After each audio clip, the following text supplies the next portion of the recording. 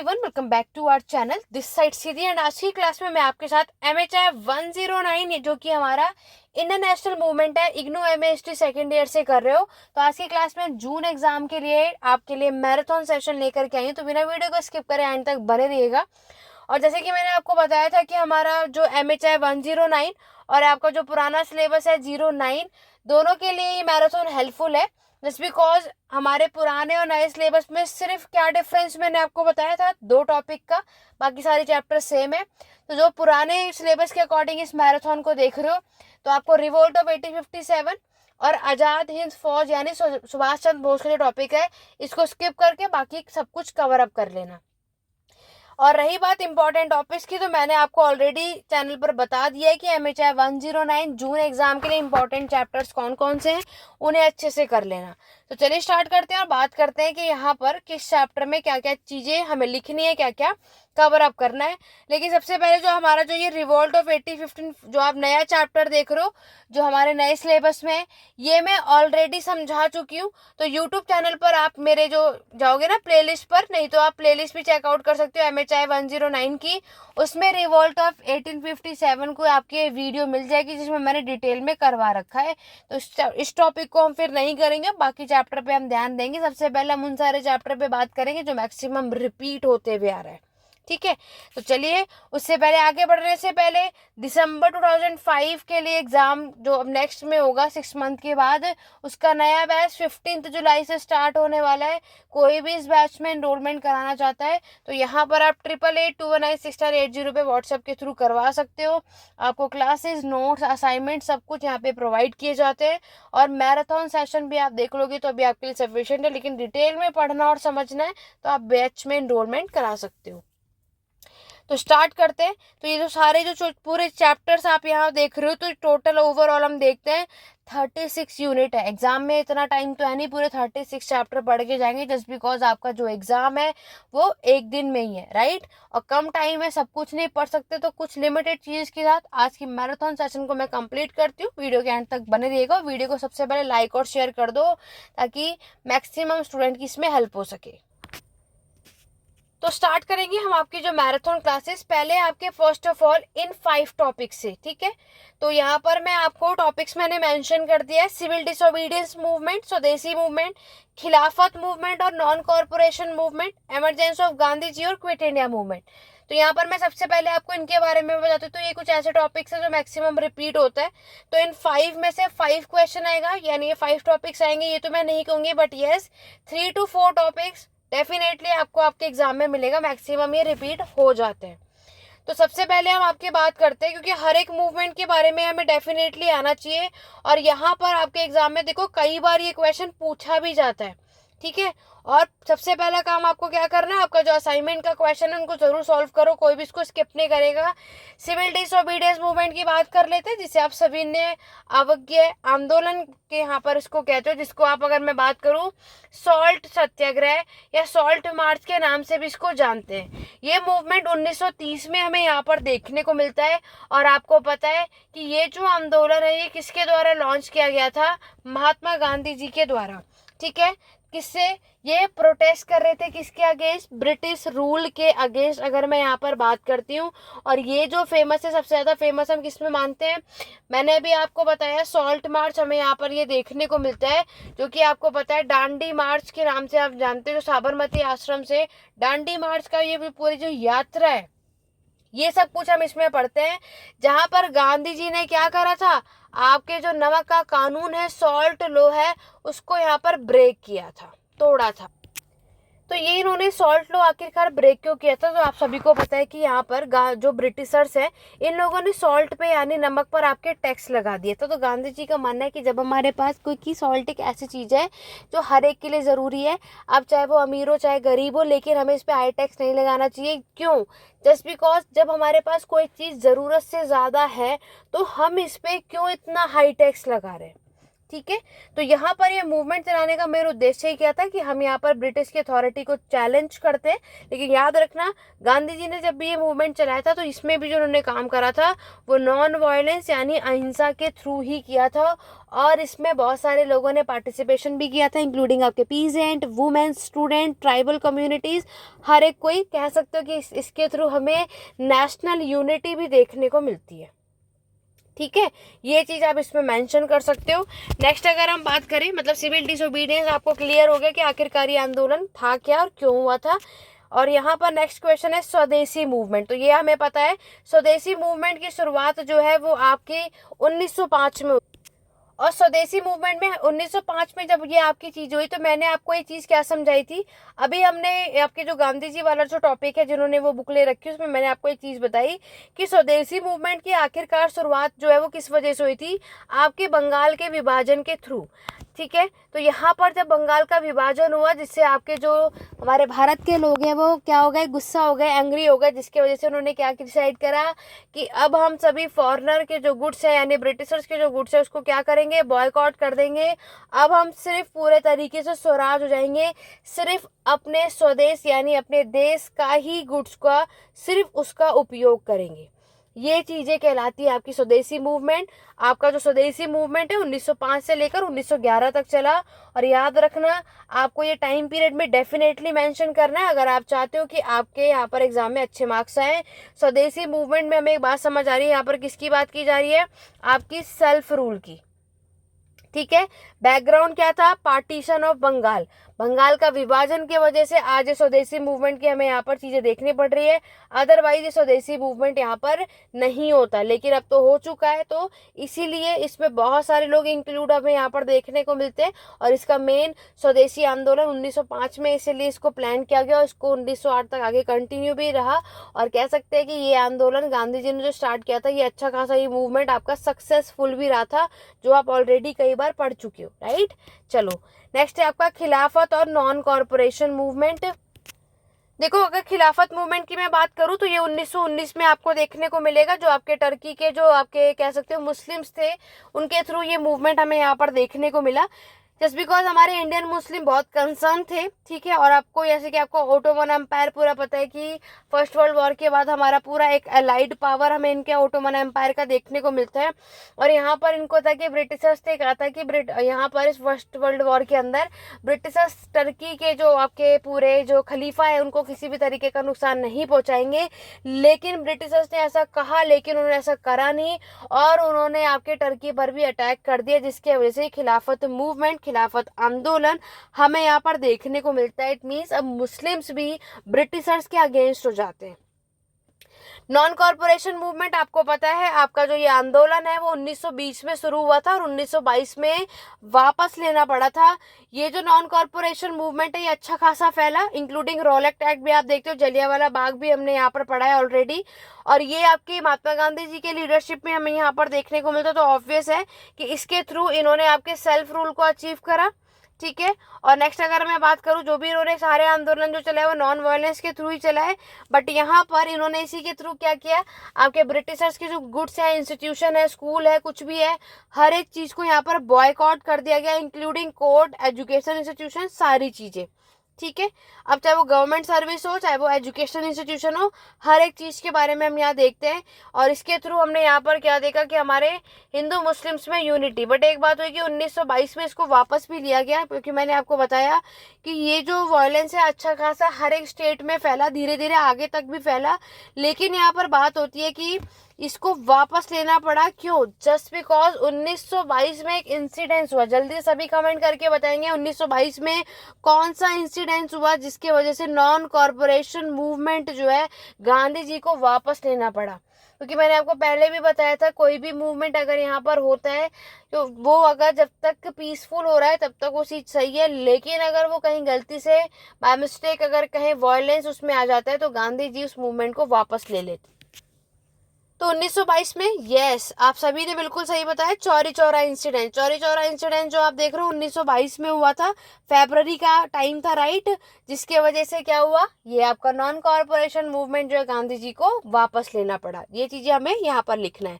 अब देखो emergency of Gandhi जी, तो यहाँ से कभी कभी आता है, हर बार नहीं आता, बट आपका नया सिलेबस है तो मे भी आ जाए, वरना वुमेन का गांधी से रिलेटेड एक क्वेश्चन आता है, उसको डेफिनेटली करना, जो आपके असाइनमेंट में भी क्वेश्चन है।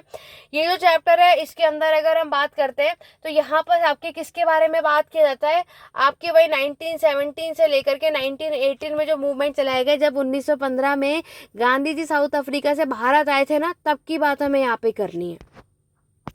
तो इसके अंदर आपका यहाँ पर अगर हम बात करें, चंपारण सत्याग्रह आपको इसमें पढ़ना है, और खेड़ा सत्याग्रह आपको पढ़ना है, और अहमदाबाद का जो मिल स्ट्राइक था ना वो आपको कवर अप करना है, जो मैं मेरे चैनल पे ऑलरेडी अपलोड कर चुकी हूँ। तो अगर आपने MHI 109 की जो प्लेलिस्ट है उसमें चेकआउट करना है, उसमें भी ना मिले तो मॉडर्न हिस्ट्री की प्लेलिस्ट उठा लेना, बहुत डिटेल में तीनों कॉन्सेप्ट को मैंने समझा रखा है, वहां से देख लेना। चंपारण सत्याग्रह जो कि बिहार में हुआ था, इंडिगो नील की खेती के पर्पज से इसीलिए आंदोलन चला, जिसमें गांधी जी का पूरा सपोर्ट रहा, और कहें तो ये तीनों ही आंदोलन सक्सेसफुल रहा था। ठीक है, तो ये तीनों आप लोग वहां पे चैनल पे जाके चेकआउट करें ना, आपको आराम से मिल जाएगा। फिर आएगा आपका क्विट इंडिया मूवमेंट, भारत छोड़ो आंदोलन 1942 में हुआ था। ओवरऑल इसमें क्या था कि फाइनली यहाँ पर डिसाइड कर लिया गया कि अब हमें, जो हमारे भारत के लोग हैं उन्होंने क्या कहा कि ब्रिटिशर्स को भारत छोड़ो, और इसके लिए अब क्या था, एक स्लोगन दिया गया, डू और डाई, या करो और मरो की कहानी अब यहाँ पर आप देखोगे। अब हमें किसी भी तरीके से क्या करना है, ब्रिटिशर्स को अपने इंडिया से बाहर भगाना है। ये क्विट इंडिया मूवमेंट में होता है, जस्ट बिकॉज यहाँ पर जो जापान है वो अब अटैक करने वाला था हमारे भारत पे। क्यों? जस्ट बिकॉज हमारा जो, क्योंकि ब्रिटिशर्स जो है, एक होता है ना दुश्मन का दुश्मन भी सामने वाले का दुश्मन बन जाता है ना, या दुश्मन का फ्रेंड भी। मान लो ये दो लोग हैं, इन दोनों के बीच में लड़ाई हो गई, जो इसका दुश्मन है और इसका कनेक्शन और हमारा कनेक्शन इसके साथ है, तो ये जो है सबसे पहले इसको वीक बनाने के लिए पहले इसको भी हटाएगा, इसको भी मारेगा, हार्म करेगा, नुकसान पहुंचाएगा, वही कहानी थी। तो यहाँ पर हमारा कोई इन्वॉल्वमेंट नहीं था, लेकिन ब्रिटिशर्स हमारे साथ जुड़े हुए थे, इसलिए नुकसान था। इसीलिए यहाँ पर क्या कहा गया कि अब हमें कम्प्लीटली इंडिपेंडेंस चाहिए, फ्रीडम चाहिए। दूसरा, जब हमारा ब्रिटिशर्स का कोई रोल ही नहीं है, अगर वो आपके वॉर में, युद्ध में यहाँ पर पार्टिसिपेट उन्होंने करा है, लेकिन उसमें हमारा रोल नहीं है, लेकिन फिर भी हमें यहाँ पर फंसाया जा रहा है, हमारे इंडिया पे अटैक हो सकता है, तो हमें कैसे भी करके क्या करना है, ब्रिटिशर्स को देश से बाहर करना है, ताकि किसी भी तरीके से इंडिया को किसी भी तरीके का नुकसान ना पहुंचे। तो वो 1942 में आप देखते हो ये क्विट इंडिया मूवमेंट। तो ये पांचों टॉपिक जो मैंने आपको बताया, इसको डेफिनेटली करना। इस जल्दी से वीडियो को लाइक और शेयर कर दो, क्योंकि मॉडर्न हिस्ट्री की नॉलेज जिसको है वो सब आराम से कर लोगे। बाकी इन वीडियो को देख लेना। रिवोल्ट ऑफ 1857 भी मैंने आराम से करा दिया, आप उसको भी कवर कर। देखो, जो ये नया टॉपिक है जिसका नया सिलेबस है वो इसको देखो। आजाद हिंद फौज की अगर मैं बात करूं, इसका एक और नाम है Indian national army. Indian national army इसका एक और नाम है, मैंने आपको बता दिया। 1942 में ही ये फॉर्म हुआ था। ठीक है, इसके थ्रू आपके सुभाष चंद्र बोस मैंने आपको बताया, और विद आपके मोहन सिंह ने इसका की फिगर हमें यहाँ पर दिया, वो आपको करना।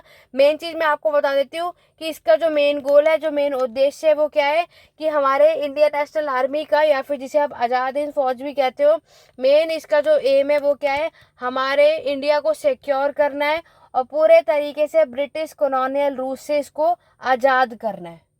समझ में आया? ये इसका मेन एम है। और यहाँ पर सुभाष चंद्र बोस जी ने इसको 1943 में रिवाइव किया था, वो याद रखना। सुभाष चंद्र बोस ने 1943 में इसको रिवाइव किया था। 1943 में ये आपके मोहन सिंह ने इसको फॉर्म किया था, और रिवाइव करने वाले सुभाष चंद्र बोस थे, वो मैंने आपको बताया। तो ये चीज़ें हमें यहाँ पर मेंशन करनी है। इंडियन नेशनल आर्मी में मिलिट्री ऑपरेशन पे पार्टिसिपेशन यहाँ पर किया गया, और ये अगेंस्ट है ब्रिटिशर्स के। नॉर्थ ईस्ट इंडिया का पूरा पार्ट देखोगे, लाइक इसमें आपका मणिपुर आता है, और ओवरऑल देखा जाए तो उसमें हमें जीत भी प्राप्त हुई थी, अचीव किया गया था। ठीक है, ये सब कुछ आप इसमें बता सकते हो। तो ये थोड़ा बहुत मैंने आपको एक ओवरव्यू दे दिया। आशा करती हूँ कि आपको इतनी चीज़ें क्लियर है। इंडियन नेशनल आर्मी जो है ये आपका जो फॉर्म हुआ था जापान के सपोर्ट से हुआ था, ये पहली चीज़ आप याद रखना। ठीक है, तो ये इतने टॉपिक्स तो मैं डेफिनेटली करने। अब आते हैं आपके बाकी के। तो ये पहले मैंने आपको सारे मूवमेंट कराए जो हमारे एग्जाम में मैक्सिमम पूछे जाते हैं, उसके बारे में। देखो, नेक्स्ट अगर आप देखोगे, जो आपके लास्ट वाले जो चैप्टर है ना, उसके बारे में बात करेंगे। लेकिन उससे पहले एक बात याद रखना आप सभी। देखो, मैंने इससे पहले एक और मैराथन अपलोड कर रखी है, उसका लिंक आपको ना MHI 09 तो उसको ज़रूर देखना आप सभी, ठीक है। उसका लिंक मैंने कमेंट बॉक्स में दे दिया है, तो वो क्लास भी मैराथन आपके लिए हेल्पफुल है, उसको देख लो। और आज की जो मैराथन मैंने आपको कराई इसको देख लो, काम आप सभी का बन जाएगा। अब मैं आपको लास्ट के जो चैप्टर्स है उसके बारे में आपको बता दूं। यूनिट 26 से लेकर के जो आप देखते हो यूनिट 32 तक अगर मैं बात करूं, तो इसमें से आपको मैक्सिमम 2 ही क्वेश्चन मिलेंगे, जिसमें हमें ये बताना है कि नेशनल मूवमेंट के टाइम पर आपके peasant, working class, capital class, landlord, women, Dalit और आपके माइनॉरिटीज, इन सभी का क्या रोल था। अब एग्जाम में इन सब में से क्या आएगा, यानी इन 7 टॉपिक्स से क्या आएगा हमें कोई आइडिया नहीं है, लेकिन आपको सबके बारे में डेफिनेटली पता होना चाहिए। जैसे पीजेंट का रोल आपके सिविल डिसोबीडियंस में क्या था, स्वदेशी मूवमेंट में क्या था, खिलाफत में क्या था, आपके क्विट इंडिया मूवमेंट के टाइम पर क्या था, नॉन कॉर्पोरेशन में क्या था, और सोसाइटी में मॉडर्न हिस्ट्री यानी कॉलोनियल रूल के टाइम पर पीजेंट की कंडीशन कैसी थी, और फ्रीडम स्ट्रगल में इनका कितना पार्टिसिपेशन रहा। इसी तरीके से वर्किंग क्लास, आपकी कैपिटल क्लास, लैंडलॉर्ड, वुमेन, दलित, माइनॉरिटीज, आपको सबको बताना है। क्लियर हो गया। तो इन 7 टॉपिक्स में से कोई भी 2 आएगा, लेकिन मैं आपको बता दूं कोई भी नहीं बता सकता कि कौन सा आएगा, तो इसीलिए आपको इन सभी का ओवरव्यू डेफिनेटली लेकर जाना। और आप में से कोई ऐसे होंगे जो ऑलरेडी पेड क्लासेस के मेंबर होंगे, तो आप सभी को क्या करना है, जो कुछ भी मैंने क्लास में पढ़ाया उस सबकी रिकॉर्डेड क्लासेस को ध्यान से सुन लो, काम आपका बन जाएगा। सब कुछ रटने की रिक्वायरमेंट नहीं होती सबकी, आप लोग बस चीज़ों को समझ लो, लिख तो आप लोग फिर भी लोगे। MHI 109 में आप लोग लीडर्स के नेम और टाइम पीरियड याद करने में ज़्यादा मेहनत करो, मैं आप सभी को यही सजेस्ट करूँगी, ठीक है। फिर आपका बचता है आगे के जो चैप्टर्स है 35 और 36, इसको भी अच्छे से करो, जो कि हमारा कॉन्स्टिट्यूशन संविधान के ऊपर है। ये आप लोग पहले भी पढ़ चुके हो या, और इतनी नॉलेज बेसिक सी सभी को पता ही होती है, लेकिन फिर भी मैं आपको बता दूंगी। लेकिन अभी हमारा मेन क्या करना है, इनमें से क्वेश्चन तैयार करना है। हमें तो एग्जाम में 10 में से 5 क्वेश्चन करने हैं ना। अगर आप लोगों ने इतने चैप्टर्स भी जो भी ये पढ़ लिया, और जो मैंने भी आपको बताया रिवोल्ट ऑफ 1857, अगर हमने इतने चैप्टर्स भी अच्छे से कर लिए तो डेफिनेटली है जितना भी आप यहाँ देख रहे हो आराम से 70% कर लोगे। और जो दूसरी मैराथन कर लोगे तो कोई डाउट ही नहीं है कि पूरा 90% है कि एग्जाम आप क्रैक कर लोगे, आपको सारे क्वेश्चन आते होंगे, ठीक है। तो अभी तो आपको मैंने जितनी चीजें कराई इसको कर लो, लेकिन आगे की चीजें जो बता रही हूँ उस पर भी फोकस करो। देखो कॉन्स्टिट्यूशन की अगर मैं बात करूँ तो आपको पता है कि हम पहले भी पढ़ चुके हैं, making of the Indian constitution. जो हमारा आपका जो यूनिट 35 यूनिट 36 देख रहे हो ना, लास्ट के 2 चैप्टर, डेफिनेटली आपको ये क्वेश्चन मिल जाएगा। तो इसको मैं सजेस्ट करूंगी कि आप ये कर। देखो मैं आपको सारे चैप्टर्स तो नहीं करा पाऊंगी क्योंकि जरूरत भी नहीं, क्योंकि कम टाइम है। तो मैं आपको सबसे पहले वो टॉपिक्स करा रही हूँ जहाँ से मैक्सिमम क्वेश्चन हमें देखने को मिलते ही हैं। तो एक तो कॉन्स्टिट्यूशन और दूसरा लीगेसी, दोनों चैप्टर से हमें डेफिनेटली क्वेश्चन मिलेगा। और रिवोल्ट ऑफ 1857, तो ये 9 टॉपिक्स तो आप यहाँ पर देख ही रहे हो जो मैंने आपको बताया। बाकी के जो 2 और मैंने भी आपको बताया ना, उन सारे जो नेशनल जो पीजेंट, वर्किंग और वुमेन, इन सबसे रिलेटेड इनमें से 2 क्वेश्चन आ जाएगा। तो अभी आपने ओवरऑल देखा कि हमने कम से कम 11 टॉपिक्स तो कर ही लिए। अब क्योंकि 2 क्वेश्चन एनी 2 तो उन्हीं में से आएगा, वो क्या आएगा वो हमें पता नहीं, लेकिन डेफिनेटली बढ़कर जाना है। और आपका जो फर्स्ट चैप्टर है ना, नेशन और नेशनलिज्म, राष्ट्र और राष्ट्रवाद, तो वो भी मैंने आपके जो नीचे जो मैंने आपको लिंक दिया है ना उस मैराथन में देख लोगे, उसमें मैंने डिटेल में समझा रखा कि नेशनल नेशनलिज्म क्या होता है। स्टार्टिंग के वो चैप्टर कर लो। इंडियन नेशनल कांग्रेस की शुरुआत हुई थी 1885 में, और बहुत सारे जो सेशन हुए थे वो भी मैंने उस मैराथन में समझा रखा है, वो आप उसमें चेकआउट कर लो। 2 मैराथन तो आपको देखनी होगी, एक आज की क्लास का, दूसरा जो मैंने वो मैराथन अपलोड करा है वो, ये दोनों कर लोगे आपका काम बन जाएगा। और रिवोल्ट ऑफ 1857 की वीडियो देख लेना। ये 3 क्लास आपको देखकर जानी है जो यूट्यूब चैनल से तैयारी करके जा रहे हैं। बाकी जो पेड मेंबर्स हैं वो तो सब कुछ वही करो जो आप ऑलरेडी यहाँ पर पढ़ते हुए आ रहे हो, ठीक है। तो आप सभी को इस सब पे ध्यान देना है। तो यहाँ पर मैंने आपको, जैसे आपको पता है कि इंडियन नेशनल कांग्रेस की शुरुआत जो है, अगर हमारे कॉन्स्टिट्यूशन की मैं बात करूँ, हमारे कॉन्स्टिट्यूशन जो है वो फॉर्म हुई थी 1946 में, ठीक है। यहाँ पर हमारा कॉन्स्टिट्यूशन जो पूरा फ्रेम हुआ था, स्टैब्लिश हुआ था 1946 में हुआ था। और इस असेंबली में बोला जाता है हमारे 389 मेंबर्स हमें देखने को मिलते हैं। बाद में जब हमारे भारत का पार्टीशन हो चुका था ना, तो इसके मेंबर्स को रिड्यूस कर दिया गया, 299 मेंबर्स कर दिए गए थे, ठीक है। हर 2 साल में कम से कम इसमें 11 सेशन हमें 2 साल के अंदर यहाँ पर हमें देखने को मिला। और पूरा ये जो 11 सेशन है, पूरा कॉन्स्टिट्यूशन को तैयार करने में बहुत बेसिक नॉलेज है, सभी को पता है। 2 साल 11 महीने 17 दिन लगे थे, राइट। तो फाइनली हमारे संविधान को कब अडॉप्ट किया गया था? नवंबर में, वो भी 26 नवंबर 1949 में। और इसका इफेक्ट यानी फाइनली जो इम्प्लीमेंट हुआ था वो 26 जनवरी को 1950 में हुआ था, जहाँ पे हमारा जो देश है पूरे तरीके से रिपब्लिक हो चुका था। ये आपको बताना है। तो सबसे पहला नाम डॉक्टर राजेंद्र प्रसाद का याद करना, जो कि कॉन्स्टिट्यूएंट असेंबली के प्रेसिडेंट को इलेक्ट किए गए थे।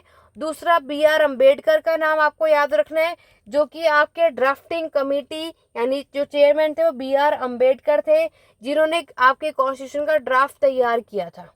ये सभी को पता है, क्योंकि कॉन्स्टिट्यूशन एक ऐसी चीज है जो बेसिक सी चीज है और हम कई बार ऑलरेडी पढ़ चुके हैं। ये आपको इसमें बताना। फिर रही बात आपका जो लीगेसी वाला चैप्टर है, लीगेसी ऑफ इंडियन कॉन्स्टिट्यूशन में क्या है, मेनली जो यहाँ पर है कि हमारा जो अब कानून बनेगा वो भी है हमारा supreme law. Guarantee fundamental rights आपको यहाँ पर दिखेंगे, क्योंकि संविधान आपने पढ़े हैं। यहाँ पर आपके सोशल जस्टिस को प्रमोट किया जाएगा। किसको? सोशल जस्टिस को प्रमोट किया जाएगा। और यहाँ पर आपका सेक्युलर रिपब्लिक आप देखोगे, ठीक है। डेमोक्रेटिक यानी लोकतंत्र, प्रजातंत्र हमें यहाँ पर देखने को मिलता है। ये चीजें आप यहाँ पर देखोगे। हमारा जो संविधान है इसका जो मेन है, क्योंकि अब यहाँ पर सरकार बनेगी और सबके इंडिविजुअल राइट, क्या सबके जो आपके अधिकार हैं वो उसको प्रोटेक्ट किया जाएगा, उसका भी यहाँ पर आप देखोगे। इसका चीजें यहाँ पर हम फोकस देखते हैं। हमारे इंडियन कॉन्स्टिट्यूशन का जो लीगेसी है मेन क्या है? स्ट्रेंथ, ठीक है। हमें क्या करना है कि हमें सबको इक्वालिटी यहाँ पर देनी है।